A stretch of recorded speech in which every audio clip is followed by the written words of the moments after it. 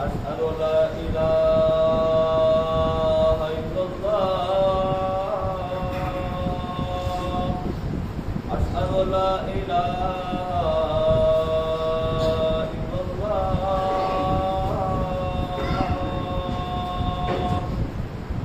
أشهد أن محمدا رسول الله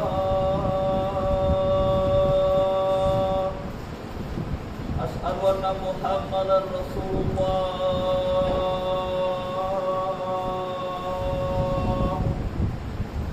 حي على الصلاة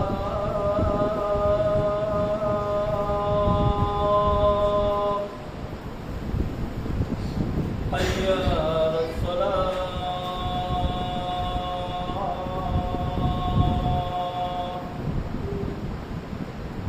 حي على الصلاة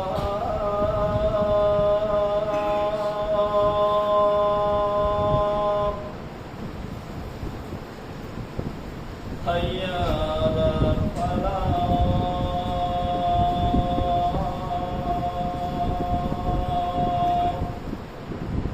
الله أكبر الله أكبر لا إله إلا الله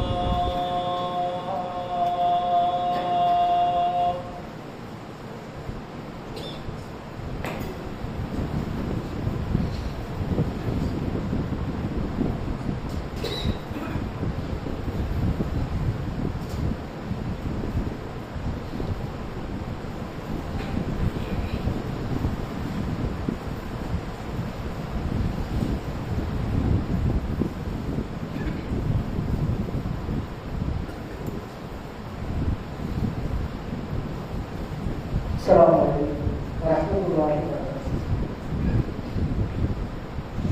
إن الحمد لله نحمده ونستعينه ونستغفره ونعوذ بالله من شرور أنفسنا وسيئات أعمالنا من يهده الله فلا مضل له ومن يضلل فلا هادي له وأشهد أن لا إله إلا الله وحده لا شريك له وأشهد أن محمدا عبده ورسوله أما بعد اللهم صل على محمد وعلى آل محمد كما صليت على إبراهيم وعلى آل إبراهيم إنك حميد مجيد اللهم بارك على محمد وعلى آل محمد كما باركت على إبراهيم وعلى آل إبراهيم إنك حميد مجيد فقد قال الله تعالى في محكم تنزيله والفرقان الحكيم أعوذ بالله من الشيطان الرجيم بسم الله الرحمن الرحيم يا أيها الناس اتقوا ربكم الذي خلقكم من نفس واحدة وخلق منها زوجها وبث منهما رجالا كثيرا ونساء واتقوا الله الذي تساءلون به والأرحام إن الله كان عليكم رقيبا صدق الله العظيم. புகழும் புகழ்ச்சியும் வல்ல நாயகனான அல்லாஹ் ஒருவனுக்கு மட்டுமே குறித்தார்கள். அல்லாஹ்வுடைய இந்த மார்க்கத்தை உலக மக்களுக்கு எடுத்து சொல்வதற்காக வேண்டி அனுப்பப்பட்ட அத்துணை இறை தூதர்கள் மீதும் அவர்களுடைய குடும்பத்தார்கள் அவர்களை பின்பற்றி வாழ்ந்து மரணித்த சஹாபாக்கள் மற்றும் சஹாபியர் மீதும் குறிப்பாக இந்த முடிவிற்க அம்மாவுடைய தருணத்தில் இங்கே கொண்டிருக்கிற நம்மர்கள் அனைவரும் மீதும் ஏக இறைவனின் சாந்தியும் சமாதானமும் அவரது பற்றாக்குறையும் என்றென்றும் என்று கணிதற்குரிய எல்லாம் வல்ல அல்லாஹ்வின் மனிதர்களே, அல்லாஹ் ரப்பல் ஆலமீன் உலகத்தை படைத்து இந்த உலகத்திலே கோடிக்கணக்கான ஜீவராசிகளையும் படைத்து இறைவன் படையை பெருக செய்திருக்கிறார். எத்தனையோ படைப்பிடங்களை அல்லாஹ் ரப்பல் ஆலமீன் உலகத்துல படைத்து படையை பெருக செய்திருக்கிறார்கள். எல்லா படைப்பிடங்களையும் விட ஒரு சிறந்த ஒரு படைப்பாக இறைவன் இந்த மனித சமுதாயத்தை ஆக்கி வைத்திருக்கிறார். மனிதர்களை விட உடல் அளவில் பெரிய படைப்பிடங்களும் தோற்றத்தில் ரொம்ப சிறிய படைப்பினங்கள் ஒரு சில வினாடிகளில் மனிதனுடைய உயிரை எடுக்கக்கூடிய அளவிற்கு ஆற்றல் மிகுந்த எத்தனையோ உயிரினங்கள் உலகத்தில் இருந்தாலும் அதை எல்லாத்தையும் விட அல்லாஹ் ரப்பல் ஆலமீன் ஏன் இந்த மனித சமுதாயத்தை ஒரு சிறந்த படைப்பாக படைத்துள்ளான்னு சொன்னால் மற்ற ஜீவராசிகளுக்கெல்லாம் வழங்கப்படாத ஒரு அருட்கொடையை, இந்த பகுத்தறிவு என்கிற ஒரு அருட்கொடையை அல்லாஹ் ரப்பல் ஆலமீன் இந்த மனித சமுதாயத்திற்கு வழங்கியிருக்கிறார். எது நல்லது, எது கெட்டது, எதை செய்யணும், எதை செய்யக்கூடாது, எதை சாப்பிடணும், எதை சாப்பிடக்கூடாது, எந்த வழியில போகணும், எந்த வழியில போகக்கூடாது என்று ஒவ்வொரு விஷயத்தையுமே பிரித்து பார்க்கக்கூடிய அந்த பகுத்தறிவு என்கிற ஒரு ஆற்றலை மனிதனுக்கு வழங்கி மற்ற படைப்புகளை விட அல்லாஹ் ரப்பல் ஆலமீன் மனித சமுதாயத்தை ஒரு சிறந்த ஒரு படைப்பாக இறைவன் அமைத்து வைத்திருக்கிறார். அப்படி அல்லாஹ் வழங்கப்பட்டிருக்கக்கூடிய மிகப்பெரிய அருட்கொடையான இந்த பகுத்தறிவு என்கிற ஒரு ஆற்றலை வைத்துக் கொண்டு இந்த உலகத்துல வாழக்கூடிய நாம் எப்படியெல்லாம் நம்மை நாமே தனித்து காட்ட வேண்டும் என்பதற்காக எல்லா ஒரு சபையில ஒரு 10 பேர் இருக்கிறாங்கன்னு சொன்னா அது 10 பேர்ல நாம் மட்டும் தனித்த ஒரு நபராக இருக்கணும். எல்லா விஷயத்திலையும் சிறந்த இருக்கணும். ஒரு தொழில் செய்யறதா அதுல சிறந்த இருக்கணும். ஒரு வியாபாரம் செய்யறால் அந்த வியாபாரத்துல மற்றவர்களை விட அவர்கள் மேல் நிலையில் இருக்கணும். அதுக்கு என்னென்ன செய்ய வேண்டும் என்று சொல்லி ஒவ்வொரு விஷயத்தையுமே பார்த்து செய்யக்கூடியவர்களாக இருக்கும். நாம் கற்கக்கூடிய கல்வி எடுத்துக்கிட்டோம்னாலும் சரி, ஒரு கல்வியை கற்கிறோம் என்றால் நம்முடைய ஸ்கூல்ல ஒரு கிளாஸ்ல ஒரு 50 பேர் இருக்கிறாங்கன்னா எல்லா நபர்களையும் விட கல்வியில் தேர்ச்சி பெற்றவர்களாக இருக்கும். அதுக்கு நான் என்ன செய்யணும், என்னென்ன வழிமுறைகளை கையாண்டால் மற்ற நபர்களை விட நாம் கல்வியில தனித்து காட்ட முடியும் என்று சொல்லி ஒவ்வொரு விஷயத்திலையுமே நாம் கற்கக்கூடிய கல்விகளாக இருக்கட்டும் அல்லது நாம் கட்டக்கூடிய வீடு எடுத்துக்கிட்டோம்னாலும் சரி, நம்ம ஒரு வீடு கட்டணும்னு சொன்னா அந்த பகுதியிலேயே நம்மளை விட யாரும் அந்த அளவுக்கு நல்ல ஒரு அற்புதமான வீட்டை கட்டக்கூடாது, எல்லாத்தையும் விட நம்ம வீடு மட்டும் தனியா தெரியும் என்று சொல்லி ஒவ்வொரு விஷயத்திலையுமே நான் தனித்துவம் மிக்கவராக இருக்கணும் என்பதற்காக அதற்கு நம்ம என்னென்ன வேலைகள் செய்யணும் என்று சொல்லி ஒவ்வொரு விஷயத்தையுமே பார்த்து சிந்தித்து அல்லாஹ் இருக்கக்கூடிய இந்த பகுத்தறிவு என்கிற ஆற்றலை பயன்படுத்தி உலகத்துல தனித்திருப்பதற்குண்டான வேலையெல்லாம் செய்யக்கூடியவர்களாக இருக்கிறோம். இப்படி உலகத்திற்காக உலகத்துல தனித்திருக்க வேண்டும் என்று சொல்லி ஒரு விஷயத்தையும் பார்த்து செய்யக்கூடிய நாம் மறுமையில எல்லா மக்களும் அல்லாஹ்வுடைய சன்னிதானத்திலே ஒன்று கூடி இருக்கக்கூடிய நேரத்துல நாம் தனித்து நிற்கணும். அல்லாஹ்வின் மகத்தான ஒரு அந்தஸ்தை பெற்றிருக்கிறோம். அதற்குண்டான வழிகள் என்னென்ன இருக்குது என்று சொல்லி இன்றைக்காவது நாம் நம்முடைய உள்ளத்தை தொட்டு கேட்டு பாருங்க. இன்றைக்காவது அல்லாஹ்வின் மறுமையில போய் இருந்தா அடுத்த நொடி எனக்கு மௌத்து வந்துருச்சு, நான் மரணத்தை சந்திச்சுட்டேன், நான் அல்லாஹ்வுடைய சன்னிதானத்துல போய் நின்று விட்டால் நான் தனித்து நிற்பதற்காக மகத்தான ஒரு அந்தஸ்தை பெற்றிருக்க வேண்டும் என்பதற்காக உலகத்தில் வாழும் பொழுது என்னென்ன செயல்பாடுகளை செய்திருக்கோம் சிந்திச்சு பாருங்க. ஒரு இடம் யோசித்து பாருங்க. அல்லாஹ் ரப்பல் ஆலமீன் உலகத்தில் கோடிக்கணக்கான மனிதர்களை படைத்திருக்கிறார். அதுல ஒரு குறிப்பிட்ட சாராரை மாத்திரம் அல்லாஹ் ரப்பல் ஆலமீன் சுட்டி காட்டிட்டு ஒரு சில மனிதர்கள் இருக்கிறார்கள். அந்த ஒரு சில மனிதர்கள் என்ன செய்யறாங்க, இறைவனிடத்துல ஒரு மகத்தான அந்தஸ்தை பெற வேண்டும் என்று சொல்லி அதற்கான வேலை செய்து கொண்டிருக்கிறார் என்று காட்டுகிறேன்.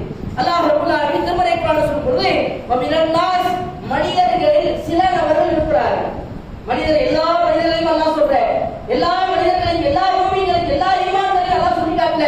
ஒரு சில நபர்கள் மனிதர்கள்ல வமினன் நாசி மனிதர்களில் சில நபர்கள் இருக்கிறார்கள். அவங்க என்ன செய்யறாங்க தெரியுமா, மை யஷ்ரி நஃப்ஸஹு தன்னுடைய உயிரை அல்லாஹ்வுக்காக விட்டு விட்டார்கள். என்ன காரணத்தினால, இப்திகா மர்லாத்துல்லாஹ் அல்லாஹ்வுடைய திருப்பொருத்தத்தை எதிர்பார்க்கிறாங்க. அல்லாஹ் ஒரு மகத்தான அந்தஸ்து பெற்றிருக்கணும், மறுமையில வெற்றி பெறணும். அதுக்காக நான் என்ன செய்யறேன், இஸ்லாத்துக்காக என் உயிரை தியாகம் பண்றேன், இஸ்லாத்துக்காக என்னால் முடிந்த ஒரு பங்களிப்பை செய்கிறேன். நஃப்ஸ் என்று சொன்னால் உயிரத்தான் உயிர் கொடுக்கணும் இல்லை. இன்றைய காலகட்டத்தில் அல்லாஹ்வுக்காக போர்க்கிறதுக்காக உயிர் தியாகம் பண்ணக்கூடிய ஒரு சூழ்நிலை இருக்குதான்னு பார்த்தா அப்படிப்பட்ட ஒரு சூழ்நிலை இல்லை.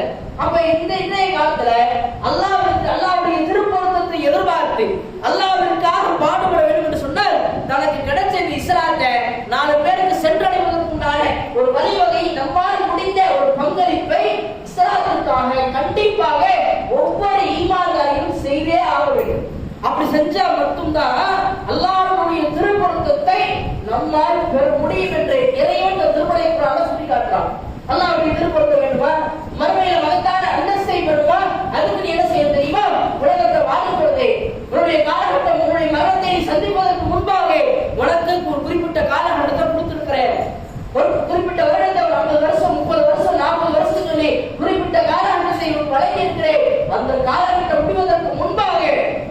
தனக்கு கிடைச்ச இஸ்ராயலுக்காக உங்களால் முடிந்த ஒரு பங்களிப்பை செய்து விடுங்கள் என்று இறைவன் தன் திருமறை குர்ஆன் வாயிலாக சுட்டிக்காட்டுகிறார். மேலும் அல்லாஹ் ரப்பல் ஆலமீன் மற்றமற்ற வசனங்களிலே சுட்டிக்காட்டும் பொழுது ஈமான்தாரிகளை பார்த்து அல்லாஹ் ரப்பல் ஆலமீன் பேசலாம். மினல் முஃமினீன ரிஜாலுன், மூமின்களில் சில மனிதர்கள் இருக்கிறார்கள். மூமின்கள்ல ஈமான்தாரிகள்ல இறைவனை நம்பிக்கை கொண்ட அந்த அடியார்கள் ஒரு சில நபர்கள் குறிப்பிட்ட சாதாரண இருக்கிறார்கள். அந்த மனிதர்கள் என்ன செய்யறாங்கன்னு சொன்னா சதகூமா ஆஹமுல்லா, அவர்கள் அல்லாஹ்விடத்துல ஒரு ஒப்பந்தம் செய்து கொள்றாங்க. அல்லாஹ்விடத்துல அந்த நபர்கள் என்ன செய்யறாங்க, ஒப்பந்தம் செய்யறாங்க. அல்லாஹ்வுக்காக, அல்லாஹ்வுடைய மார்க்கத்திற்காக, இஸ்லாத்திற்காக நம்மளால முடிந்த ஒரு பங்களிப்பை நம்ம என்ன செய்யணும், அல்லாஹ்வுக்காக வேண்டி அதை செய்ய வேண்டும் என்று சொல்லி அவர்கள் அல்லாஹ்விடத்துல ஒப்பந்தம் செய்யறாங்க. இறைவா, உனக்காக, உன் மார்க்கத்துக்காக நாங்க என்ன செய்யறோம், நாங்க இப்படி வாழ்க்கையை தியாகம் பண்றோம், பொருளாதாரத்தை வளர்ப்பதற்கு தயாராக இருக்கிறோம், இஸ்லாத்துக்காக உயிரை கொடுக்க நாங்க ரெடியா இருக்கிறோம்னு சொல்லி அல்லாஹ்விடத்துல அவர்கள் வாக்குறுதி கொடுக்குறாங்க.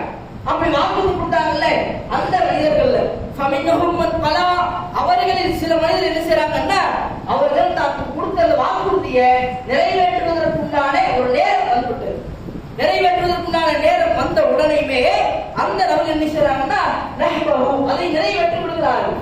அல்லாஹ்ட்ட ஒப்பந்தம் பண்றாங்க, அல்லாஹ்ட்ட வாக்குறுதி கொடுக்குறாங்க. இறைவா, உனக்காக, உன் மார்க்கத்துக்காக என்னால முடிஞ்ச தியாகத்தை கண்டிப்பா செய்வேன்னு சொல்லி அல்லாஹ்ட்ட வாக்குறுதி கொடுக்குறாங்க. வாக்குறுதி கொடுத்து அந்த வாக்குறுதி நிறைவேற்றுவதற்குண்டான நேரம் வந்த உடனேயுமே அதற்கு தாமதப்படுத்தாம உடனே அல்லாஹ்வுக்காக, அல்லாஹ்வுடைய மார்க்கத்திற்காக தங்களால் முடிந்த அந்த பங்களிப்பை இஸ்லாத்துக்காக என்ன செய்றாங்க, செய்து விடுகிறார்கள். இன்னும் அல்லாஹ் சொல்றான், இன்னும் அவர்கள் அந்த வாக்குறுதி கொடுத்தவங்கல்ல சில பேருக்கு அதை நிறைவேற்றுவதற்குண்டான வாய்ப்பு கிடைச்சது, நிறைவேற்றி முடிச்சிட்டாங்க. சில நபர்கள் என்ன செய்யறாங்கன்னா அவர்களில் சில மனிதர் அதை எதிர்பார்த்து கொண்டிருக்கிறாங்க. நமக்கு எப்போ அந்த நேரம் வரும், நமக்கு எப்போ உயிர் தியாகம் பண்றதுக்கான நேரம் வரும், நமக்கு எப்போ அல்லாஹ்வுக்காக, அல்லாஹ்வுடைய மார்க்கத்திற்காக தியாகம் செய்வதற்குண்டான நேரம் எப்போது வரும் என்று சொல்லி அந்த நேரத்தை அந்த சஹாபாக்கள் எதிர்பார்த்து காத்து கொண்டிருக்கிறார்கள். சொல்லிட்டு அல்லாஹ் ரப்பல் ஆலமீன் ஒரே அடியாக ஒரு அடி அடிக்கிறான். எப்படிப்பட்ட தெரியுமா, இப்படி அல்லாஹ் வாக்குறுதி கொடுக்குறாங்கல்ல, வாக்குறுதி கொடுத்துட்டு நிறைவேற்றுறதுக்கான நேரம் வச்சு பாதி பேர் நிறைவேற்றிட்டாங்க. சில பேர் அதை எதிர்பார்த்துட்டு இருக்கிறாங்கல்ல, அந்த நபர்கள் என்ன செய்ய மாட்டாங்கன்னா தப்புதீங்களா ஒரு காலத்துக்கு என்ன செய்ய மாட்டாங்க. எந்த ஒரு சூழ்நிலை வந்தாலும் சரி, எப்பேற்பட்ட ஒரு நிலை வந்தாலும் சரிதான் அவங்க அல்லாஹ்வுக்காக நான் உயிர் தியாகம் செய்வேன், அல்லாஹ்வுக்காக வேண்டி பொருளாதாரத்தை தியாகம் செய்வேன், இஸ்லாத்தை 4 பேருக்கு சென்றடைவதற்குண்டான வழிவகையை நான் செய்வேன் சொல்லி வாக்குறுதி கொடுக்குறாங்கல்ல, அந்த வாக்குறுதியை அவங்க என்ன செய்ய மாட்டாங்க. எப்படிப்பட்ட ஒரு சூழ்நிலை வந்தாலும், எப்படிப்பட்ட ஒரு நிலைமை வந்தாலும் கூட அவங்க அதிலிருந்து கொஞ்சம் கூட பின்வாங்க மாட்டார்கள் என்று அல்லாஹ் ரப்பல் ஆலமீன் தன்னுடைய திருமறை குர்ஆனில் சுட்டிக்காட்டுகிறார்.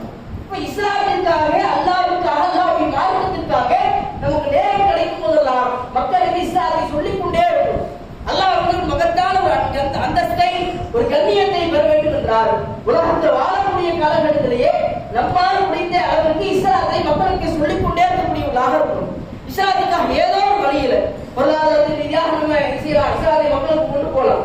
4 பேர் இஸ்லாம் சென்றடைவதற்காக நம்மால் முடிந்த பொருளாதாரத்தை அல்லாஹ்வுக்காக, அல்லாஹ்வுடைய மார்க்கத்திற்காக வாரி வழங்கக்கூடியவர்களாக இருக்கிறார். நம்மளால் முடிந்த ஒரு பங்களிப்பு இஸ்லாத்துக்காக 4 பேருக்கு ஏவத்துக்கு சொல்லணும். தன்னுடைய பிரச்சாரம் நடந்தா அதற்காக நான் போய் நிற்கிறேன், நோட்டீஸ் கொடுக்கிறேன், போஸ்டர் ஒட்டுறேன், இதன் மூலமாக 4 பேருக்கு இஸ்லாம் சென்றடையும். என்னால் முடிந்த ஒரு பங்களிப்பு ஏதோ ஒன்று நாம் செய்தே ஆக வேண்டும். அல்லாஹ்வுடைய தூதரான சஹாபாக்கள் அப்படிதான் இருந்தாங்க. அல்லாஹ்வுடைய தூதரான சஹாபாக்கள் நமக்கு எப்படா அல்லாஹ்வுடைய பாதையில உயிர் தியாகம் பண்றதுக்குண்டான நேரம் வரும் என்று சொல்லி அந்த நபித்தோழர்கள் அப்படியே எதிர்பார்த்து காத்து கொண்டிருக்கக்கூடியவர்களாக தான் இருந்தாங்க. ஒரு மனிதனுடைய வாழ்க்கையில அவன் கடக்கக்கூடிய நாட்களே எப்ப எதிர்பார்க்கக்கூடிய நாள் இருப்பாங்க. ஒரு மனிதன் தன்னுடைய வாழ்க்கையில இந்த காலகட்டத்தை நம்ம எப்போ அடைய போறோம், எப்போ அதை சந்திக்க போறோம் என்று சொல்லி ஒவ்வொரு மனிதனுமே தன்னுடைய வாழ்க்கையில அவர் எதிர்பார்க்கக்கூடிய ஒரு நேரம் என்று சொன்னார் திருமணம் முடிக்கக்கூடிய அந்த நேரம். ஒரு மனிதனுடைய வாழ்க்கை திருமணம் முடிக்கிறாங்க வைங்க, அந்த திருமணம் முடிச்சு அதை குறிப்பிட்ட காலகட்டம் என்பது ஒரு அற்புதமான ஒரு காலகட்டம். அது அல்லாஹ்வுடைய தூதர் சுட்டிக்காட்டும் கூட ஒவ்வொரு மனிதர்களும் மரணித்ததற்கு பிறகு மண்ணறையில் அடக்கம் செய்யப்படுவாங்க. அடக்கம் செய்யப்பட்டதற்கு பிறகாக வழக்குமார்கள் 2 வழக்குமார்கள் தான் அப்படி கேள்வி கேட்பாங்க. நல்லடியாரா இருந்தா எல்லா கேள்விக்கும் பதில் சொல்லிடுவாங்க, கெட்டடியாரா இருந்தா செய்வாங்க பதில் எந்த ஒரு கேள்விக்கு பதில் சொல்ல மாட்டாங்க. பிறகு அவர்களுக்கு தண்டனை வழங்கப்பட்டோம். நல்லடியாக இருந்தார் சொன்னார். அவங்க எல்லா கேள்விகளுக்கும் பதில் சொன்னதற்கு பிறகு அவர்களுக்கு ஒரு வாழ்க்கை அவர்களுக்கு ஒரு விஷயத்தை வழக்குமாறு சொல்லுவாங்க. என்ன தெரியுமா? நீங்க மறுமை நாள் வருகிற வரைக்கும் என்ன செய்ய புது மாப்பிள்ளை உறப்பதை போல நீங்க ஒரு நிம்மதியான உறக்கத்தை அவர் கொடுத்துட்டு போயிடுவாங்க. அப்ப இந்த கல்யாணம் முடிச்சது குறிப்பிட்ட காலகட்டம் என்பது ரொம்ப ஒரு அற்புதமான ஒரு காலகட்டம். ஒரு இங்கிலீஷ் சொன்னா கோல்டன் டேஸ் சொல்லுவாங்க. அப்படிப்பட்ட அந்த திருமணம் முடித்த அந்த சில காலகட்டங்கள் சந்தோஷமா இருக்கக்கூடிய ஒரு இன்பகரமான அந்த காலகட்டத்தில் கூட அன்றைக்கு வாழ்ந்த சஹாபாக்கள் இஸ்லாத்திற்காக அல்லாஹ்வுடைய பாதையில் தியாகம் செய்வதற்காக வேண்டி தூக்கி எறியக்கூடிய ஒரு நிலையில இருந்திருக்கிறாங்க. இன்றைக்கு இருக்கக்கூடிய இளைய சமுதாயம் எந்த அளவுக்கு யோசிச்சு பாருங்க. இன்றைக்கு இருக்கக்கூடிய இளைஞர்கள் பெற்றோர்களாகக்கூடிய நம்முடைய பிள்ளைகளை எப்படி பார்த்தெடுக்கிறோம். ஆனா இன்றைக்கு இருக்கக்கூடிய சமுதாயத்தில் இருக்கக்கூடிய இளைய சமுதாயம் எந்த அளவுக்கு சீரழிந்து மது பழக்க வழக்கத்திற்கு போதை பழக்க வழக்கத்திற்கு அடிமையாகி நம்முடைய வாழ்க்கையை குலைக்கக்கூடியவர்களாக இருக்கிறாங்க. சஹாபாக்களுடைய வாழ்க்கையை எடுத்து பார்த்தால் நமக்கு ஒரு படிப்பினை. அதான் நபிகள் ஸல்லல்லாஹு அலைஹி வஸல்லம் அவர்களுடைய காலகட்டத்தில் வாழ்ந்த ஒரு நபி தோழர் ஜுலைபி என்று சொல்லக்கூடிய நபி தோழர். இந்த ஜுலைபி தான் அவங்க எப்படி இருப்பாங்கன்னா உருவத்தில் ரொம்ப உயரம் குறைவாக முகமெல்லாம் பருவா பார்க்கிற மக்கள்லாம் பார்த்து அவர் வெறுத்து அறுவருக்காக ஒதுக்கப்பட்ட ஒரு நபராக இருந்த அவர் தான் இந்த ஜுலைபி விளைவானவங்க. இவங்க என்ன செய்யறாங்க? தன்னுடைய வாழ்க்கைக்கு அவங்க ஒரு திருமண வயது அடைஞ்சதுக்கு பிறகு பல இடங்கள்ல போய் அவங்க செய்யறாங்க, திருமணத்துக்காக பெண் பார்க்கறாங்க. யாருமே இவருக்கு பெண் கொடுக்கல. அப்ப ஒரு இடத்துல ரொம்ப மனசொடைஞ்சு போய் அல்லாஹ்வுடைய நபிகள் நாயகம் ஸல்லல்லாஹு அலைஹி வஸல்லம் அல்லாஹ்வுடைய தூதர் சொல்றாங்க, அல்லாஹ்வுடைய தூதரே, நான் திருமணத்துக்காக பெண் பார்த்தேன், யாருமே எனக்கு பொண்ணு கொடுக்க மாட்டேங்கிறாங்க. நீங்க என்ன செய்யுங்க, எனக்காக திருமணத்திற்கு பெண் பார்த்து நீங்க பரிந்துரை செய்யுங்க, எனக்காக நீங்க கொஞ்சம் அப்படியே ரெஃபர் பண்ணுங்க, பேசுன்னு சொல்லும் பொழுது அல்லாஹ்வுடைய தூதர் நபிகள் நாயகம் ஸல்லல்லாஹு அலைஹி வஸல்லம் ஒரு வீட்டுக்கு போய் அல்லாஹ்வுடைய தூதர் பெண் கேட்கிறாங்க, திருமணத்துக்கு உங்க பிள்ளைய நீங்க கல்யாணம் முடிச்சு தரீங்களா? அவரே அந்த பெண்ணுடைய தரப்புல என்ன நினைக்கிறாங்க, அல்லாஹ்வுடைய தூதருக்கு தான் பெண் கேட்கிறாங்கன்னு சொல்லி ரொம்ப சந்தோஷப்படுறாரு. அல்லாஹ்வுடைய தூதரை ரொம்ப சந்தோஷம் எங்களுக்கு மனம் ரொம்ப சந்தோஷம், அல்ஹம்துலில்லாஹ் கல்யாணம் தாராளமாக கல்யாணம் முடிச்சு தரோம். அல்லாஹ்வுடைய தூதர் சொல்றாங்க, எனக்கு இல்ல, ஜுலைபின்னு ஒரு நபர் இருக்கிறார்ல, ஜுலைபின்னு சொல்லக்கூடிய நபி தோழர் இருக்கிறாரு, அவருக்கு தான் பெண் பேசுவதற்காக வந்திருக்கிற உடனே கல்யாணம் முடிச்சு தரீங்களான்னு கேட்கிறாங்க. அவர் அப்படியே கொஞ்சம் பின்னாங்க, அல்லாஹ்வுடைய தூதரே ஜுலைபிக்கா கேட்குறீங்க, கொஞ்சம் வீட்டுல மசூரா பண்ணி ஆலோசனை பண்ணி சொல்றேனே, மனைவிட்ட ஒரு கலந்துரையாடல் பண்ணி சொல்றேங்கிறாங்க. அவருடைய மனைவி கூப்பிட்டு கேட்கிறாங்க, அல்லாஹ்வுடைய பிள்ளைய நீங்க கல்யாணம் முடிச்சு தரீங்களா? அந்த மாதிரி நினைக்கிறாங்க, அல்லாஹ்வுடைய தூதருக்கு தான் பெண் கேட்கிறாங்கன்னு சொல்லி அவங்க ரொம்ப சந்தோஷப்பட்டு அல்ஹம்துலில்லாஹ் அல்லாஹ்வுடைய தூதரே தாராளமா பிள்ளைய கல்யாணம் முடிச்சு தரேன். அல்லாஹ்வுடைய தூதர் சொல்றாங்க, எனக்கு இல்லம்மா, இந்த ஜுலைபின்னு சொல்லி ஒரு நபி தோழர் இருக்கிறார்ல, ஒரு சஹாபி, அவருக்கு தான் பெண் பேசுவதற்காக நான் வந்திருக்கிறேன்னு சொல்லி அல்லாஹ்வுடைய தூதர் அவங்க சொல்றாங்க. அப்ப சொன்ன அந்த பெண்மணி ஒரு வார்த்தையை பயன்படுத்துறாங்க, ஜுலைபிக்கா கேட்கறீங்க, ஜுலைபிக்கா நீங்க கேட்கறீங்கன்னு சொல்லி அந்த பெண் திரும்ப கேட்கிறாங்க. கேட்டுவிட்டு அல்லாஹ்வுடைய தூதர் சொல்றாங்க, அல்லாஹ்வுடைய தூதரே, ஜுலைபிக்குன்னா எங்களுக்கு விருப்பம் இல்லை, நாங்க ஜுலைபிக்கு கல்யாணம் முடிச்சு தர மாட்டோம் என்ற பெண்மை என்ன செய்யறாங்க, மறுத்துறாங்க. அல்லாஹ்வுடைய தூதர் அவர்கள் கவலை விட்டுள்ளாக வீட்டுக்கு வர்றாங்க. அந்த இரண்டு நபர்கள் இருக்காங்க, பெற்றோர்களுடைய பிள்ளை, அந்த பெண் பிள்ளை கூப்பிட்டு தன்னுடைய தாய் வீட்டை சொல்றாங்க, யாபத்தி, என்னுடைய அருமை தந்தையே, என்னுடைய தாயே, அந்த தருப்பூன அப்படிங்கிற அவர்கள் உங்க இடத்துல ஒரு விஷயத்தை கேட்டு வர்றாங்க. அப்படி அல்லாஹ்வுடைய தூதர் ஒரு செய்தியை கேட்டு உங்கள்கிட்ட வரும் பொழுது அது முடியாதுன்னு நீங்க மறுக்கிறீங்களா? அல்லாஹ்வுடைய தூதர் ஒரு விஷயத்தை இறக்கி வர்றாங்க, ஒருத்தருக்காக பரிந்துரை செய்ய வர்றாங்க, அல்லாஹ்வுடைய தூதர் கேட்டு நீங்க முடியாதுன்னு நீங்க சொல்றீங்களா சொல்லிவிட்டு அது பெண்மணி சொல்றாங்க, நான் அல்லாஹ்வுக்காக ஜுலைபிக்கு திருமணம் முடிச்சுக்கிறேன், அல்லாஹ்வுக்காக வேண்டி திருமணம் முடித்துக் கொள்கிறேன், நிச்சயமாக அல்லாஹ் ஒருவர் என்னை கைவிட மாட்டான், நான் உங்க திருமணம் முடிச்சுக்கிறேன்னு சொல்லி அவர் செய்யறாங்க. ஜுலைபி விளைவாக திருமணம் முடிக்கிறாங்க. பல நாட்கள் பல வருடங்கள் திருமணத்துக்காக பெண் பார்க்கறாங்க, யாருமே பெண் கொடுக்கல. பெண் கொடுக்காம ஒரு பெண்மணி அல்லாஹ்வுக்காக அந்த ஜுலைபி விளைவாக அவங்க திருமணம் முடித்துக் கொள்கிறார்கள். திருமணம் முடித்த ஒரு குறுகிய காலகட்டம், அவர் ஒரு சில நாட்கள் எழுதுகிறாரு, கடைவீதிக்கு சென்று தன்னுடைய அன்பு மனைவிக்காக அன்பு பரிசு வாங்குறதுக்காக போறாரு. போனா அல்லாஹ்வுடைய தூதரிடமிருந்து ஒரு செய்தி வருகிறது, இதோ போர்க்களத்துக்காக மக்களே நீங்கள் தயாராகுங்கள், அல்லாஹ்வுடைய மார்க்கத்திற்காக உயிரை தியாகம் செய்வதற்குண்டான நேரம் வந்துவிட்டதுன்னு சொல்லி அல்லாஹ்வுடைய தூதரிடமிருந்து போருக்கு செல்வதற்குண்டான அழைப்பு வந்த உடனே அந்த ஜுலைபி விளைவானவங்க நீண்ட நாட்களாக திருமணத்துக்கு பெண் கிடைக்காம ரொம்ப சிரமப்பட்டு மக்கள் எல்லாம் ஒரு இடத்துல கல்யாணம் முடிச்ச குறுகிய நாட்கள்ல அல்லாஹ்வுடைய தூதரிடமிருந்து அழைப்பு வந்தவுடனே தன்னுடைய அன்பு மனைவிக்காக வாங்கிய அந்த அன்பு பரிசை அந்த கடை வீதியிலேயே போட்டுவிட்டு அவர் போர்க்களத்தில் சென்று கலந்து கொள்கிறார். போர்க்களத்தில் சென்று கலந்து கொண்டு அந்த போர்க்களத்தில் ஷஹீதாக்கப்படுகிறார். அல்லாஹ்வுடைய தூதர் நபி நாயகம் ஸல்லல்லாஹு அலைஹி வஸல்லம் போர்லாம் முடிந்ததற்கு பிறகு சஹாபாக்களிடம் கேட்கிறாங்க, அல் தஃபீதுன அல் வேற யாரையாவது நீங்க தேடுறீங்களா? நம்மோட போர்க்களத்தில் வந்த நபர்கள் இவர்கள்ல வேற யாரையாவது காணணும்னு சொல்லி தேடுறீங்களான்னு கேட்கும் பொழுது அந்த மக்கள் என்ன செய்யறாங்க? அல்லாஹ்வுடைய தூதர் சொல்றாங்க, தஃபீது ஃபுலான் ஃபுலான் ஃபுலான் மூணு நபர்களை சொல்லிக்காங்க. அல்லாஹ்வுடைய தூதரை இவரை தேடுறோம் சொல்லி அல்லாஹ்வுடைய தூதர் அவங்க சொல்றாங்க. தேடி முடிச்சு அவங்க மூணு நபர்களை எடுத்து வர்றாங்க. திரும்ப அல்லாஹ்வுடைய கேட்கிறாங்க, அல் தஃபீதுன மின் அஹத் வேற யாரையாவது நீங்க தேடுறீங்களா என்று கேட்கும் பொழுது அல்லாஹ்வுடைய தூதர் மக்கள் சொல்றாங்க, அல்லாஹ்வுடைய தூதர் இல்ல எல்லாருமே கிடைச்சிட்டாங்க. அல்லாஹ்வுடைய தூதர் பதிவு செய்றாங்க, நஃப்திது அஃப்திது ஜுலைபினை நான் தேடுகிறேன். அப்பதான் மக்களுக்கு எல்லாம் தோணுது, ஜுலைபி வந்திருக்காரு, திரும்ப புதிதாக திருமணம் முடித்தவர் ரொம்ப நாள் கழிச்சு அவருக்கு கல்யாணம் முடிஞ்சிருக்குது, அப்ப இவெல்லாம் போருக்கு வந்திருக்க வாய்ப்பு இல்லைன்னு சொல்லி மக்கள் எல்லாம் நினைக்கிறாங்க. இப்ப அல்லாஹ்வுடைய தூதர் சொல்றாங்க, ஜுலைபினை நான் தேடுகிறேன், நீங்க போய் எல்லாம் போய் பார்த்துட்டு வாங்கன்னு கேட்கும் பொழுது மக்கள் எல்லாம் சொல்லி பார்க்கிறார்கள், 7 எதிரிகளுக்கு மத்தியில தன்னுடைய 2 கைகள் இழந்தவர்களாக, தன்னுடைய 2 கரங்களை இழந்து அந்த 7 எதிரிகளையும் கொன்றவராக அந்த போர்க்களத்துல ஜுலைபி ரலியல்லாஹு அன்ஹு மறைந்தவராக கிடக்கிறார். இந்த செய்தி அல்லாஹ்வுடைய தூதரை எடுக்கிறது நபிகள் நாயகம் ஸல்லல்லாஹு அலைஹி வஸல்லம் அவர்கள் வந்து ஜுலைபி ரலியல்லாஹு அன்ஹு அவர்களை அப்படியே தன்னுடைய நெஞ்சு பகுதியோடு சேர்த்து அணைத்து அல்லாஹ்வுடைய தூதர் சொன்னாங்க, ஹாதா மின்னி இவர் என்னை சார்ந்தவர், வ அனா மின்ஹு நான் இவரை சார்ந்தவர். ஹாதா மின்னி வ அனா மின்ஹு நான் இவரை சார்ந்தவர், இவர் என்னை சார்ந்தவர் செய்தியை அல்லாஹ்வுடைய தூதர் அவங்க 3 முறை பதிவு செய்துவிட்டு அந்த ஜுலைபி ரலியல்லாஹு அன்ஹு அவர்களை தன்னுடைய 2 கரங்களை தூக்கிட்டு போய் கபர்ல அடக்கம் செய்யக்கூடிய நிலையை பார்க்கணும். அந்த செய்தியை அறிவிக்கக்கூடிய அறிவிப்பாளர் சொல்றாங்க, ஃபமா காலஹு சரிரும் இல்லா சாதிய ரசூலுல்லாஹி ஸல்லல்லாஹு அலைஹி வஸல்லம் நாங்கள் நபிகள் நாயகம் ஸல்லல்லாஹு அலைஹி வஸல்லம் 2 கரங்களை தவிர வேறு எந்த விதமான கட்டளையும் எந்த விதமான சந்தோஷத்தையும் ஜுலைபி ரலியல்லாஹு அன்ஹு அவர்களுக்கு நாங்கள் பார்க்கவில்லை என்கிறார். ரசூல் ஸல்லல்லாஹு அலைஹி வஸல்லம் அவங்க தன்னுடைய 2 கைகளை ஒரு நபித்தோழருக்கு சந்தோக்காக ஒரு நபித்தோழரை தூக்கி செல்வதற்காக பயன்படுத்தினார் என்று சொன்னால் அந்த அந்தஸ்தை பெற்ற ஒரே நபர் ஜுலைபி ரலியல்லாஹு அன்ஹு. மகத்தான அந்தஸ்தை பெற்றவர். குறுகிய காலகட்டத்தில் ரொம்ப வருஷம் கழிச்சு கல்யாணம் முடிச்சு அந்த வாழ்க்கை எனக்கு தேவை இல்லை, அல்லாஹ்வுக்கு இருக்கிற மகத்தான அந்தஸ்து அந்த கண்ணியம் தான் எனக்கு முக்கியம் என்று சொல்லி இஸ்லாத்திற்காக தன் உயிரையே வாய்ப்புக் கொள்வதற்கு நான் ஒரு முடிவை எடுத்தான். அதே போல ஹந்தலா என்று சொல்லக்கூடிய நபித்தோழர் இவரை இஸ்லாத்திற்காக வேண்டி போரிடுவோம், அல்லாஹ்வுக்காக அல்லாஹ்வுடைய மார்க்கத்திற்காக தன் உயிரை தியாகம் செய்ய வேண்டும் என்று சொல்லி போராட்டத்துக்கு வர்றாங்க. சூசலாய்க்கு நீங்க புதுசா திருமணம் முடிச்சவர் வேண்டாம் வர வேண்டாம் சொல்லி மறுத்துறாங்க.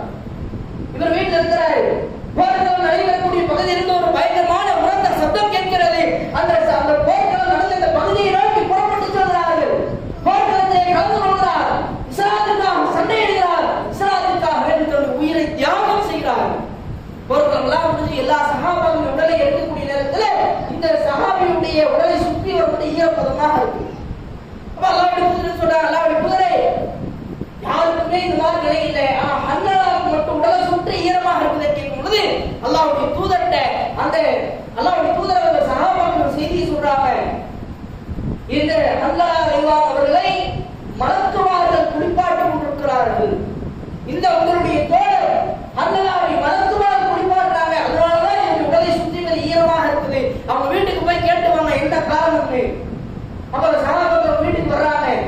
நம்ம சபிஹல் ஹாரி அவருடைய மனைவி அவருடைய மரண செய்தியை கேட்ட உடனே அவங்க மௌத்தாயிட்டாங்க செய்தியை கேட்ட உடனே கவலை விட்டவர்களாக அழுதவர்களாக ஒரு செய்தியை சொல்றாங்க, வஹு ஜுனுபுன் அவர் குளிப்பு கடுமையாக நிலையில் இருந்தாரு. நீங்க இப்பதான் ரீசெண்டா திருமணம் முடிஞ்சது, சிறிது நாட்கள் தான் ஆனது, அவரோ குளிப்பு கடுமையாக இருந்த நிலையில போர்க்களத்தை அவர் கலந்து கொண்டு உயிர் தியாகம் செய்து விட்டார். அவர் குளிப்பு கடுமையா இருந்தனாலதான் மலக்குமார் குளிப்பாட்டிருக்கிறாங்க என்று நினைக்கிறேன்னு சொல்லி அவங்க சொல்லி அனுப்புறாங்க. உங்களுக்கு செய்தி வருவதற்கு முன்பாகவே அல்லாஹ் அறிவிச்சு கொடுத்துறான், அவர் குளிப்பு கடமையாக இருந்தார். அதனால மலக்குமார்களே இறங்கி வந்து அவருடைய ஜனாசாவை குளிப்பாட்டுவதற்கு ஒரு அந்தஸ்தை ஒரு கண்ணியத்தை பெற்றிருந்தார். காரணம் என்ன? இந்த வாழ்க்கை குறிப்பிட்ட காலகட்டம் கல்யாணம் முடிச்சது, இந்த குறுகிய காலகட்டம் அந்த இன்பம் அந்த சுகபோகங்கள் அதையெல்லாம் எனக்கு தேவையில்லை, இஸ்லாத்திற்காக அல்லாஹ்வுக்காக வேண்டி உயிர் தியாகம் செய்வதற்கான வாய்ப்பு கிடைத்திருந்தால் உடனே அதை செய்யக்கூடிய நிலையை பார்க்கணும். மோசமானவங்க. போர்க்களத்தை கலந்துகிறார்கள். ஹந்தக் போர்க்களம் கடுமையான போர், கிட்டத்தட்ட 20 நாட்கள் நீடித்த போர்க்களம். சண்டையிடுறாங்க, உடல்ல ஏராளமான காயங்கள். அல்லாஹ்விட வித்தியாசமான பிரார்த்தனை மேற்கொள்றாங்க. யாருமே அந்த மாதிரி கேட்குமா? அல்லாஹ்விட கையேந்தி கேட்கிறாங்க, அல்லாஹ் இறைவா இன்னக தஅலமு அன்னஹு லைஸ அஹதுனா, உன்னுடைய இறைவா உனக்காக உன் மார்க்கத்திற்காக இந்த எதிரிகளோடு சேர்ந்து சண்டையிட்டு நான் உயிர் தியாகம் செய்ய வேண்டும் என்று ஆசைப்படுகிறேன். ஆனா அந்த நிலையில இப்ப இல்ல, சண்டை போடக்கூடிய சூழ்நிலை இல்ல. போராட்டம் நீடித்துக் கொண்டே இருக்கும் என்றால் ரொம்ப நேரம் போயிட்டே இருக்கும்னா அது வரைக்கும் என் உயிரை தக்கவை இல்ல. அந்த போராட்டம் முடிவு வந்துச்சுன்னு சொன்னா எனக்கு இந்த நிலையிலேயே எனக்கு மரணத்தை கொடுத்து வாசிக்கிறாங்க. உடலிலே ஆங்காங்கே காயங்கள். அல்லாஹ்விடம் கையேந்தி பிரார்த்தனை செய்கிறார்கள். அவருடைய உடலிலே ஏற்பட்ட காயங்கள் அப்படியே உணவுபடுத்தப்பட்டு அதன் வழியாக ரத்தங்கள் வெளியேற்றப்பட்டு அந்த நிலையிலேயே அந்த நபித்தோழர் மரணத்தை தழுவுகிறார். அவருடைய ஜனாசாவை தூக்குறாங்க. சில முனாஃபிக்குகள், சில நயவஞ்சகர்கள் கேள்வி சிரிக்கிறார்கள். இவருடைய ஜனாசா இவருடைய ஜனாசா ரொம்ப காத்து மாறி இருக்குது, ரொம்ப லேசா இருக்குது என்று கிண்டல் செய்கிறார்கள். அல்லாஹ்வுடைய தூதருக்கு இந்த செய்தி எட்டுகிறது. சொல்றாங்க, இந்த சாதுடைய ஜனாசாவை நீங்கள் சுமக்கவில்லை, மாறாக மலக்குமார்கள் சுமந்து கொண்டிருக்கிறார்கள். அவர் உடம்புல ரத்தம் எல்லாம் வெளியே போய் அதனால அவருடைய உடம்புல இருந்து காத்து மாதிரி இல்லை. ஏன் ரொம்ப லேசா இருக்கு தெரியுமா? நீங்க சுமக்கல, மலக்குமார்கள் சுமக்கிறாங்க, நீங்க சப்போர்ட் பண்றீங்க, அவ்வளவுதான். சும்மா நீங்க சும்மா தொட்டு பிடிச்சிருக்கீங்க. மலக்குமார்கள் சுமந்து கொண்டிருக்கிறார்கள். இவருடைய மரண வருகையை எதிர்பார்த்து வானின் கதவுகளெல்லாம் திறக்கப்பட்டு விட்டது. அல்லாஹ் ரப்பல் ஆலமீன் இவருடைய மரண வருகையை பார்த்து பேரின்பம் கொள்கிறார்.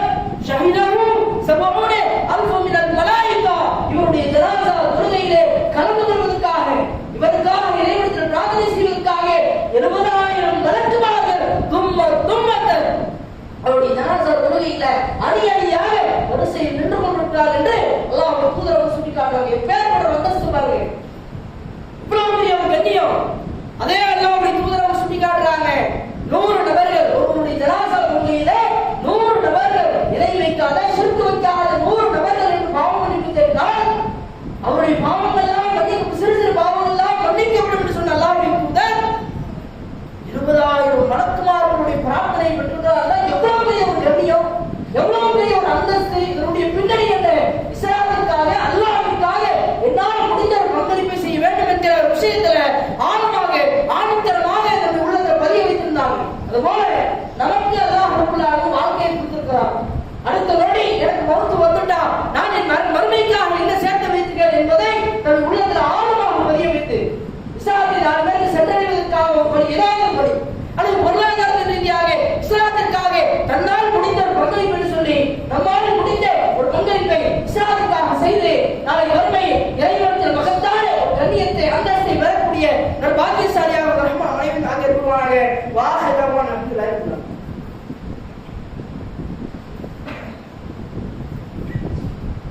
அல்ஹம்துலில்லாஹ் அல்ஹம்துலில்லாஹ் ரப்பில் ஆலமீன் வஸ்ஸலாத்து வஸ்ஸலாமு வாலிஹி வஸஹ்பிஹி அஜ்மஈன்.